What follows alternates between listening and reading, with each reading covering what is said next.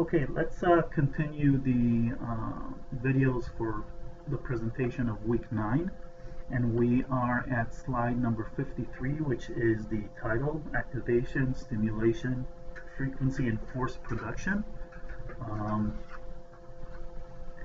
So once again, some of the information is basic, some is a bit more advanced, and we'll try and tie it all to our roles as clinical exercise physiologists.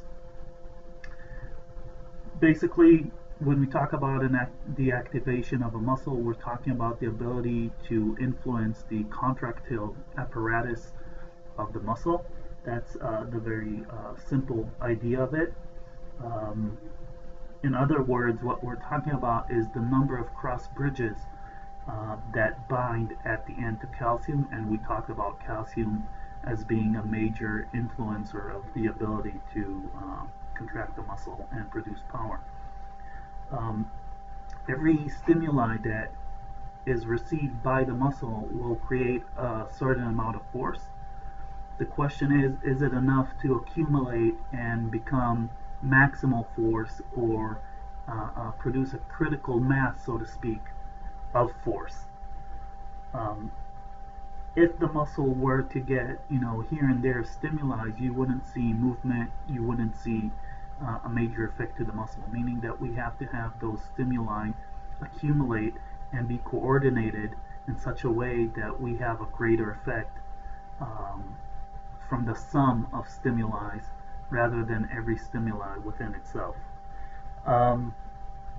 Usually the duration of the twitch is short. Setting the frequency of needed stimuli from the nervous system to be very high. So basically, frequency, the amount or the pace of stimuli per time, is very important in the muscle if you want to produce a positive or desirable outcome. We can analyze the twitch according to its tension, which is abbreviated as PT. We can look at the peak time, or the time to peak tension, which is called TPT. And we can also analyze half of the time needed until what we called relaxation in this case, relaxation time. Just remember what we talked about relaxation in fact. When we're measuring PT, we're actually measuring the submaximal force generated by a single fiber, which is, as we spoke in the first video about, is mainly influenced by the number of sarcomeres that fiber has connected or organized in parallel. When we talk about TPT and half RT, these are factors that are highly influenced by the speed of the fiber. TPT is more related or greatly influenced by the number of cross bridges that are activated and established, and that is why it is very short and fast fibers. When we talk about the time to relaxation, or the half time to relaxation, this is influenced greatly by the number of SR pumps and ATPase pumps. So each one of them has a major influencer that will obviously influence the characterization of the fibers work. When we talk about mechanical unloading, meaning the more relaxation part of the work of the muscle, and we examine that in slow fibers, we can see that both TPT and half RT are greatly reduced in comparison to fast fibers, and that's only logical. When we want, as I said, to increase the output of the muscle, we need to make sure that stimulations are received before the muscle fiber can be, so to speak, relaxed. So we want multiple stimuli within that time, even to a point where there is actually no time to stop contracting or relax.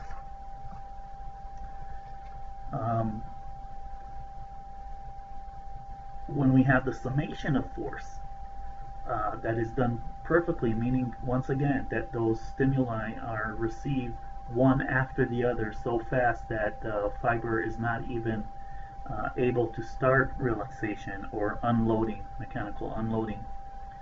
We create what we call an unfused tetanus. The tetanus is actually, in a way, exceeding a threshold needed to produce the power and a solid outcome. Because as we said and talked about, if you have separate stimuli, you're not going to produce that power that you need. So basically, the second point on slide 57 kind of gives you the bottom line. In order to have an unfused tetanus, we need relaxation to be zero.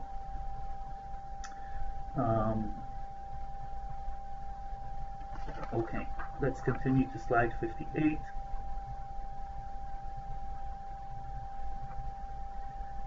During rest, we see that high affinity sites are bound to calcium, and the rest are bound to magnesium. I want you to remember that when we're talking about calcium, we're talking about an ion that has a +2 electric charge, meaning that it's very reactive chemically, and so is magnesium. So they do react with the filaments within the muscle in different ways. And the fact that a lot of the sites, binding sites of the filaments are connected to magnesium allows us to not have continuous contraction of the muscle, or what we call relaxation. When we start exercising, when we need the muscle to produce a major output of strength and force, then the magnesium is replaced by calcium, which allows, once again, the cross bridges to connect, and the sarcomere to actually work and produce force. When we see, when we look at cardiocytes, when we look in the cells of the heart, we see a very interesting development, which is also muchly needed, and that is the ability of the cardiocytes to produce power with a low amount of calcium and even a lower affinity of calcium. And this is definitely important because if you're more calcium dependent, chemically you are dependent on an ion that is very hazardous if it's not chaperoned, and we talked about that. And two, it will take you more time and more hustle, so to speak, although that's not a professional term, to achieve the contraction of the muscle, in this case the heart, and we can't allow that when we talk about the major pump of our body. Alright, let's go to slide number 60. We know as a fact that the length of a fiber is one of the major determinants of the force produced. Obviously it has to do with the number of sarcomeres within the muscle fiber. And of course the overlap between the thick and thin filaments as well. We also know, as we talked, that the cross-sectional area is also a major determinant of the force that is able to produce, and it all comes back to the structure, arrangement, and number of sarcomeres. That's the bottom line. When we talk about the length-force relationship, we can see that not all sarcomeres are exactly the same in length, meaning that that the amount of force produced according to length is very sarcomere dependent. But at the end of the day, when we think about it, or at the end of the process, we look at the amount of power that we are producing, and our ability to meet the outcome that is needed for a certain physical activity or movement. Okay, I want to show you something, and I'm going to use 2 pens to do it, if you don't mind. And what I want you to imagine, I'll try and hold it this way so you can see the majority of the pen. I want you to imagine that there's a cable, so to speak, or a thread connecting between the 2 pencils. Now, obviously, this one is the heavy chain and the more thicker filament. So this is going to be the myosin, and this one is the thinner filament. So this is going to be the actin, and in between we have the cross bridges. Okay, so you'll have to imagine that. And look what happens when I go this way. When they're moving relatively to each other, the cross bridge in the middle increases its tension, right? And when we go back to the center, the tension goes down. You can imagine that. Imagine a thread. Okay, so when you pull to opposite sides, you are elevating the tension. When you go to the middle, you are decreasing the tension, and when you go slightly this way, you are decreasing even more the tension. So if you look at the slide with the table, you can see that the third factor that has a lot to do with the ability to produce power is not only the length, but the filament overlap. That's the movement that is created. So we can see that when the sarcomere length is 2.2 nanometers, the energy, the force that is produced is maximal. But when we go to a higher length of the sarcomere, the overlapping is minimized, and then the power produced, the force produced, is minimized. It's almost as if you were to hold hands with someone, and now both people are pulling their hands apart, and the ability to be stable here in the middle is lost the longer that you pull, right? Until it breaks off. So imagine that this is the connection, the cross bridge between actin and myosin, right? And now they're moving apart and pulling the sections of the cross bridges apart from each other. The stability here goes down. The overlap, you see the overlap here between my 2 hands, goes down, and the ability to produce power, a strong connection, is reduced. So I hope that simplifies things and helps you understand things. When we're talking about the muscle, if you remember your A&P lessons from a few years ago, and I realize that it's a few years ago, you know that in the muscle we are able to absorb or increase tension that is isometric because we have fascias that are, or connective tissue, that are constantly wrapping around bundles of muscle fibers, right? You know that. So in the next table, you can see the relationship between the length of the sarcomere and the isometric tension that is produced, meaning how much of that power, of that strength, of that force is absorbed in the surroundings.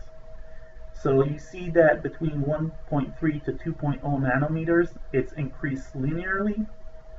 Between 2.0 to 2.5, it's maximal. And above that, it decreases. So once again, we kind of have going up, staying maximal, going down. All right? The bottom line of all this is that in the work of the sarcomere, we are not obtaining maximal force at all times. And in addition, we see now, if we combine the idea of calcium, A, in the bones, in the skeletal system, B, in the muscle, this is a major factor for patients in a clinical setting that we must be aware of. We must be aware of, are they having or are they taking calcium? Do they have the right amount of intake? What is their balance? And understand that this could be a reason for either lack of response to exercise, which is rare, or a non-maximal or perfect response to exercise, which is our tool of rehab.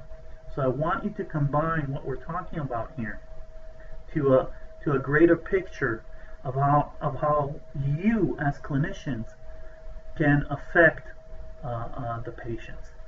Okay, don't look at this as okay, I've learned this in anatomy and physiology, so what? No, the answer to so what is exactly this video and the connection to how we can apply this to the clinic.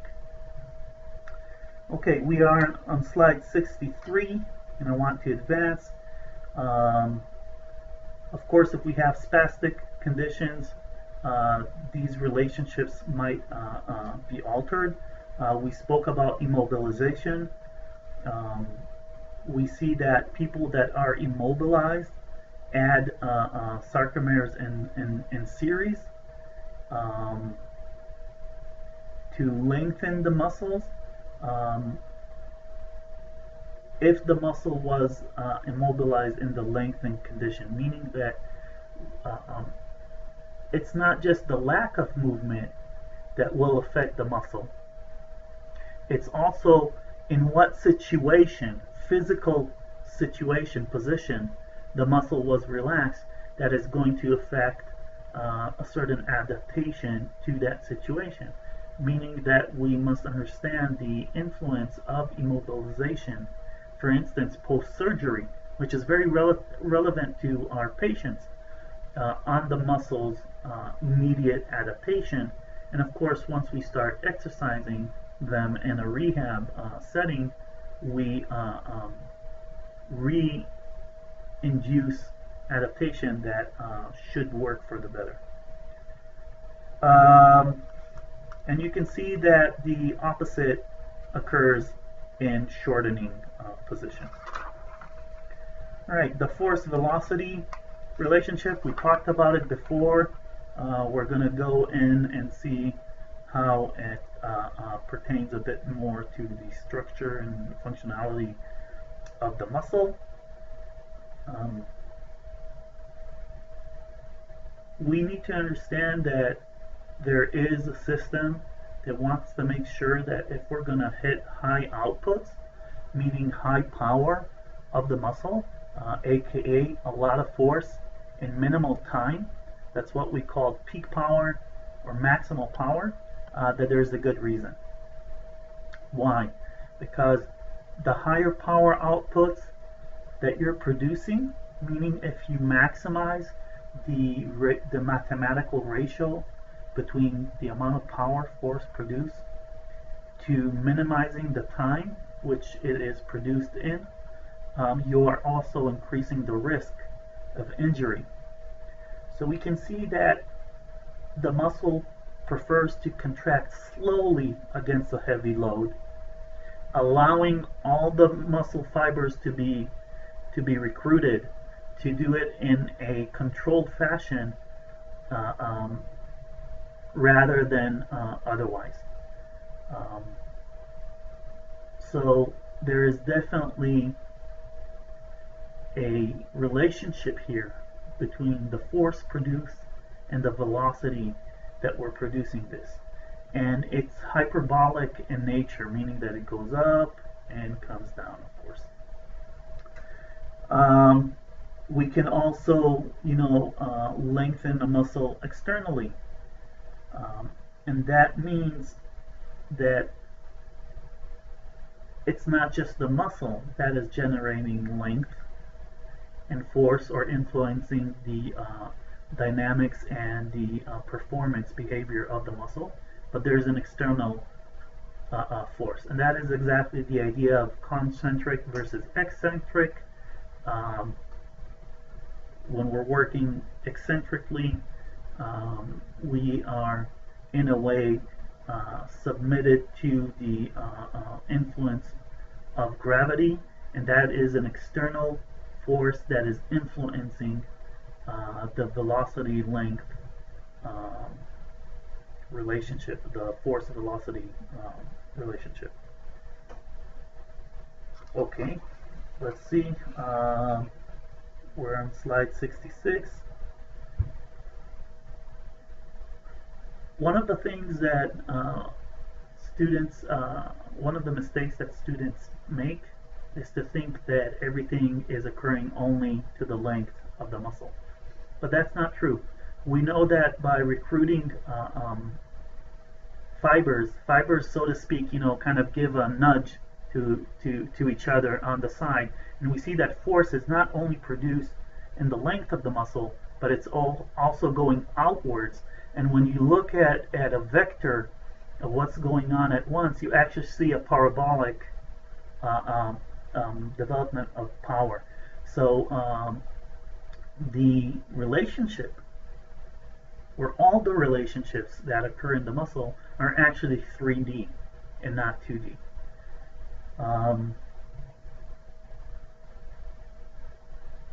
Let's see.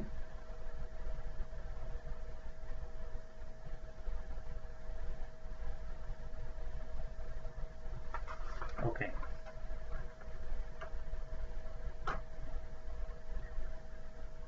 Okay, when we talk about breaking down the influences of the force-velocity relationship, we see that one, it reflects the complexity of the cross bridge, meaning that the cross bridge is not that simple.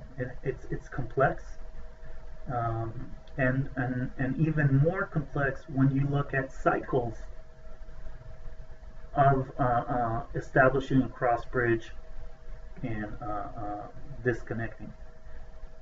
It definitely is a major determinant of the produced work and power. Obviously, by now, I know that you are able to immediately translate in your head the word work and power to energetic cost. And of course, when we talk about work and power and cost, that immediately should lead your thoughts, as we've spoken about in Lab Week, to energetic efficiency. So we see P0, the power produced. When we look at a high force region, it depends on the number of the sarcomeres and the heavy chain isoform composition, which we've talked about, the combination. When we look at the end force region, it's mainly dependent on the isoform, but not on the number of the sarcomeres, because we're looking at the end point.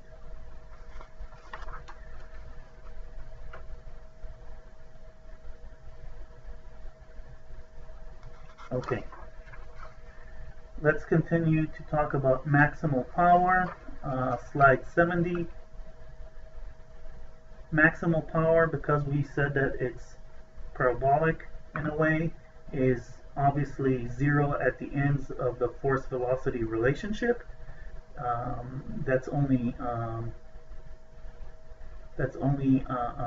logical, because shortening or velocity in that case would be zero, right? We can see that maximal power occurs at 0.35 to 0.3 or 0.3 to 0.35 percent of PO, and the isoform of the heavy chain is a major influencer of both how the curve is going to look like and the maximal power that is produced. In this case, we must widen our scope and not only analyze what's going on when the muscle is contracting, but also understanding how the non-contracting period, the relaxation period, is going to affect the next period of contracting. And it's exactly as we use in exercise sciences and exercise physiology, that the rest period or relaxation period or a recovery period between activations of muscles definitely influence the performance afterwards. Alright, let's jump to slide 72 and talk about the shortening domain of the muscle. When you look at a muscle fiber, okay, once again, here we go. The distance between cross bridges along the fiber will also affect the force-velocity relationship. So it's not only the number of cross bridges, but also how are they arranged along the fiber in 3D. And in some cases, it can provide an advantage to that muscle fiber, and in some cases, it might provide a disadvantage. And you can see that this is according to Huxley's model from 1957, which is 60 years ago almost. In such a case, the bottom line would be that the specific force-velocity relationship of a specific fiber may be altered. And then you see on slide 73 the relationship between the velocity, the number of cross bridges, and the positive or negative force that is produced.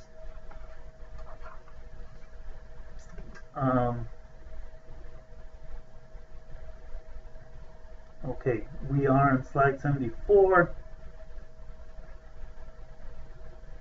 Let's see.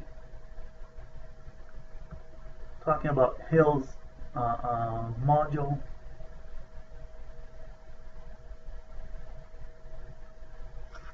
This is kind of basic ideas or general ideas about information about the model.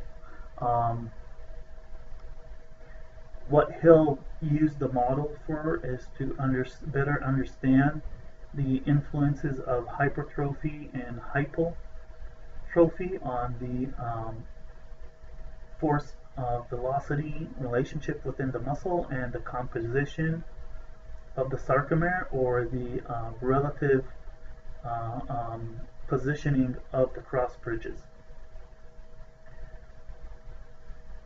Let's see.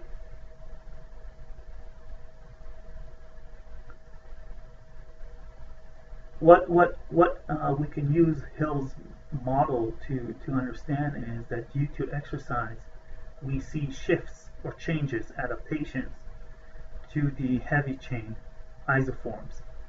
Um, and we see that these transitions are always made with the intention, so to speak, um, of minimizing the consequences to function due to the isoforms. Saying that simply, we want to accumulate advantages rather than disadvantages when isoforms are changed, and that definitely is the idea of positive adaptation.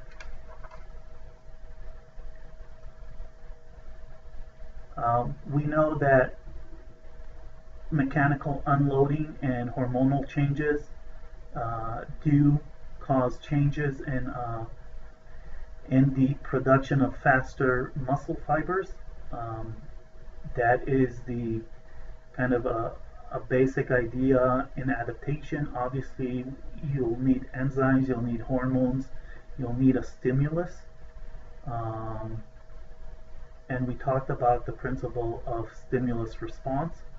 So obviously, with a lack of stimulus, you're not going to get the outcome that you want.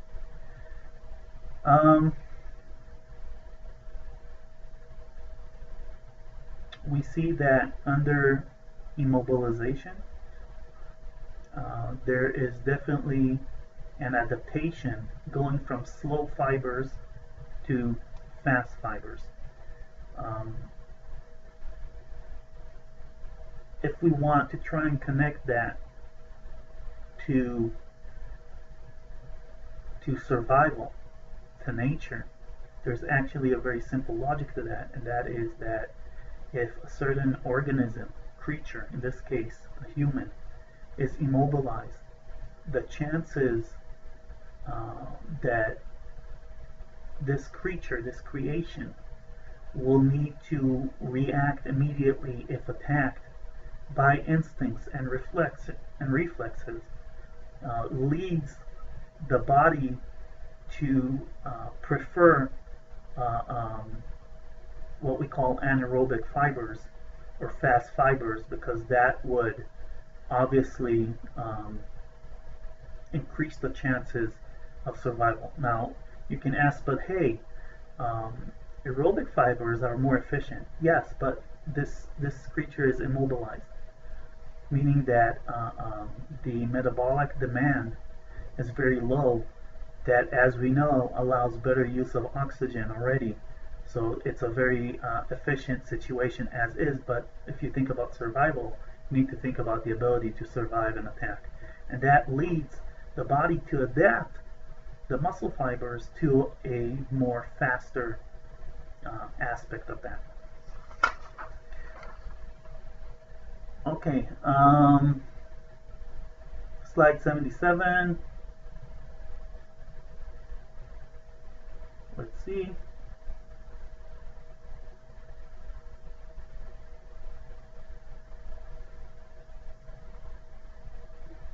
Alright, I don't see a major point that I want to emphasize on that.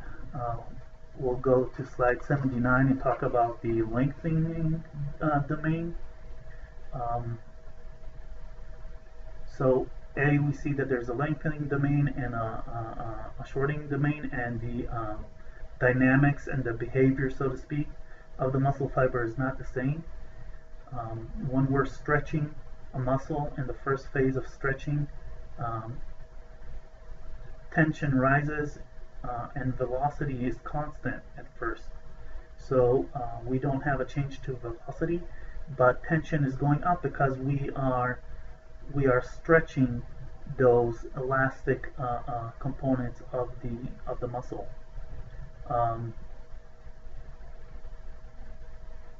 Since the whole module is 3D, you can imagine that it's yielding a very high outcome, even if velocity is not changed yet. Okay.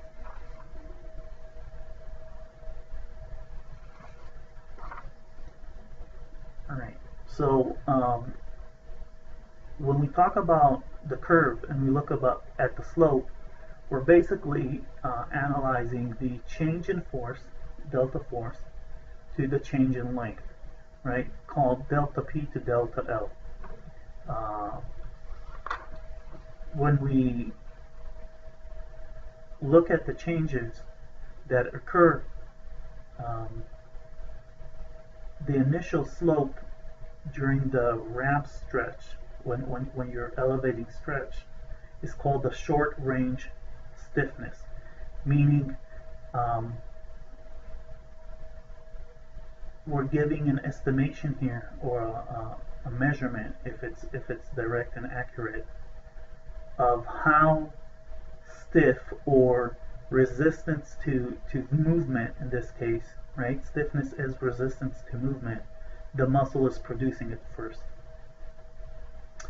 And this stiffness, the slope, is a result of the cross-sectional area.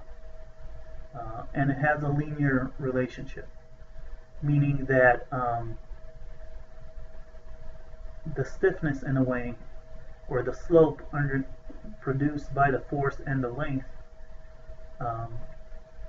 is normalized to the structure or geometry of the muscle, meaning that not all muscles have the same stiffness or resistance to movement. And that makes sense because you have different shapes. It doesn't make sense that every muscle will have the same resistance. Okay, let's go on to slide 81.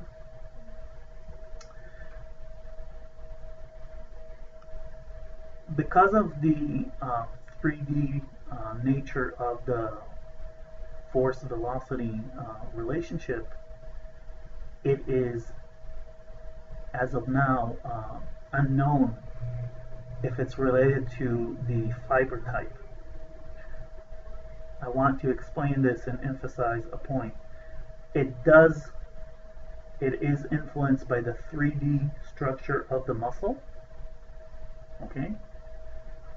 So different structures, different relationships, but we don't know if the muscle fiber type that is,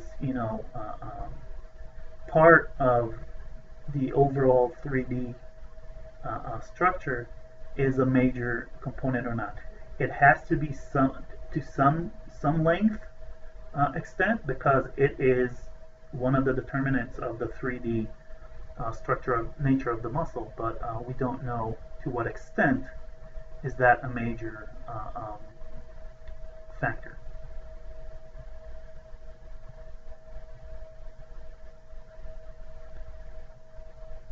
Let's see. Okay. Let's continue to slide number 83 and emphasize a few points about what we call work loops.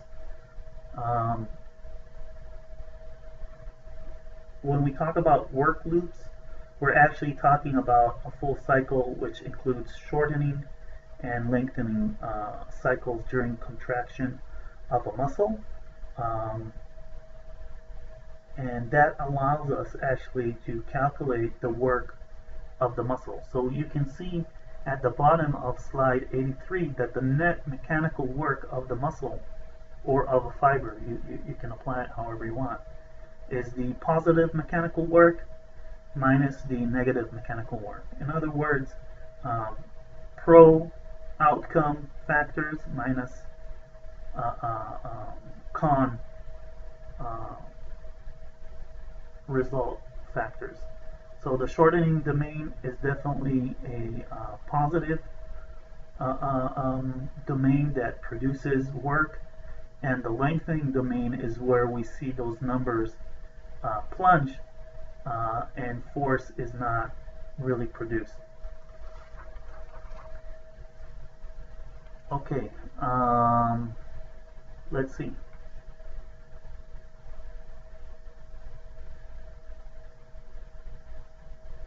Okay. Rate of activation, slide 86.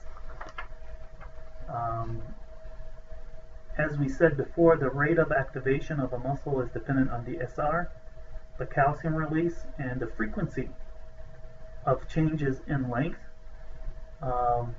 We can see that a high frequency of about 4 Hz will impose limitations, while less will not.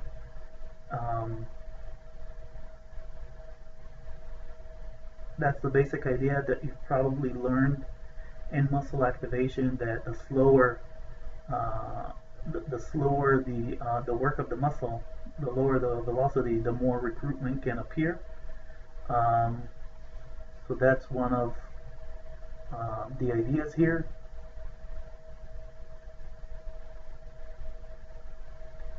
When we have a TPT that is shorter than the time to relaxation, basically we're talking about a longer relaxation period than the time to reach TPT. Obviously that would be a major limiter of work, and as we said, the rate of relaxation, so to speak, or non-contraction, is definitely a limiting or an effector in the work of the muscle. Going on to slide 88,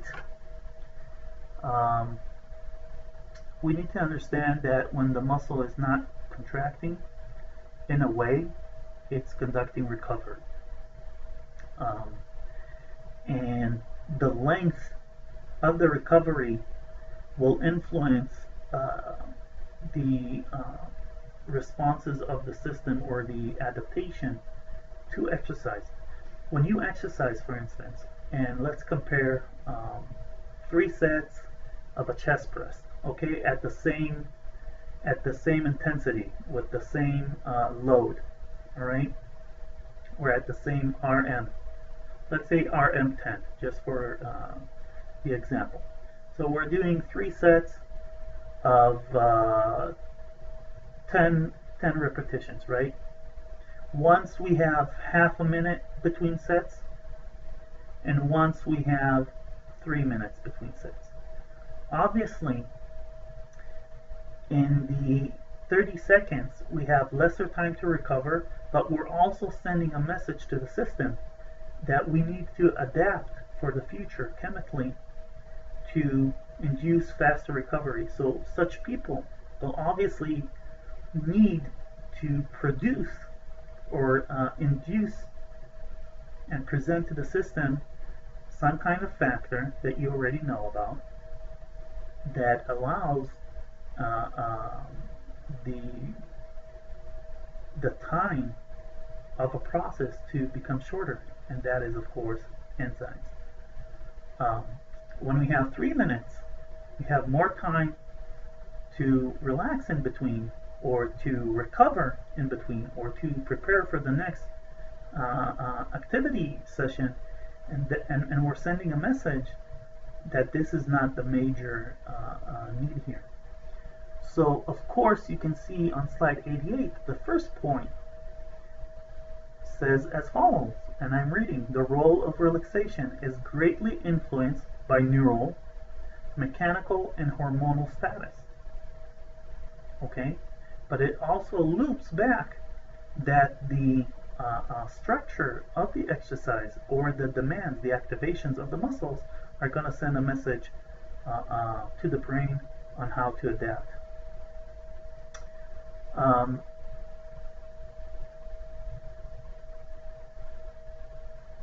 On the one hand, our ability to understand relaxation is during the isometric episode or conditions. It makes it harder to understand and research this relationship during exercise, which is usually not isometric.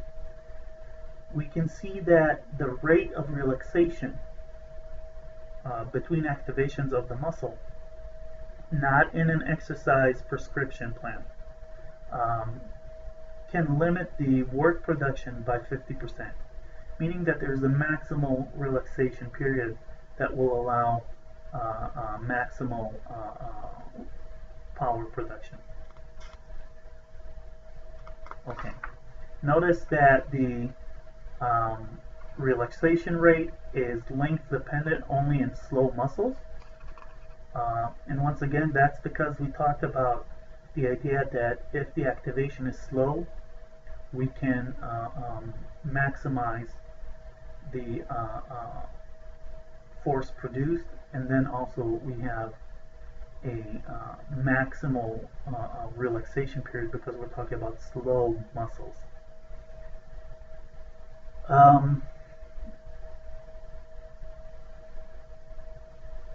Let's see. Obviously, in immobilization, the time of relaxation, the rate of relaxation is greater, reducing the work that is produced, and that's natural because if you're immobilized, what kind of work are you exactly asked or demand to do? Okay. Let's talk about passive stiffness. Remember that I told you that as physiologists, you will never be allowed to forget anatomy, and I know you hate me for that, and that's cool, but here we go. So when we look at the structure of the muscle, we have elastic or connective tissue, right, wrapped around the bundles. Now, since they are elastic, I want to remind you that by saying that, it means that this tissue tends to be stretched, but immediately wants to get back to its normal tension, meaning that it has the ability to increase tension greatly, but immediately wants to decrease it. That means that when tension, meaning force, mechanical force, tension is a mechanical force, is absorbed in these tissues act like a rubber band and immediately want to release that tension, and that tension, which once again is a mechanical force, is directed at the muscle fibers that are beneath it or inside it. Obviously, we would like to direct that tension, this force, in a way that would promote movement as much as possible. But a certain aspect of this force, this vector that has both a value and a direction, is directed toward the muscle itself. So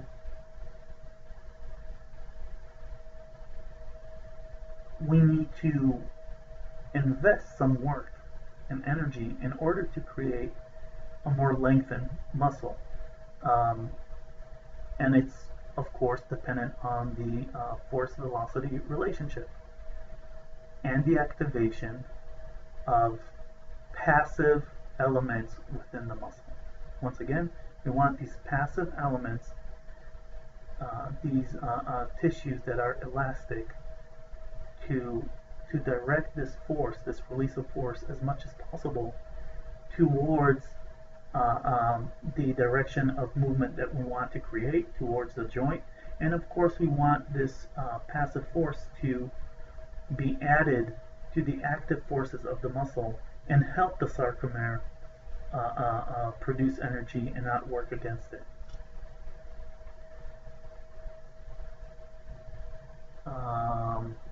Let's see.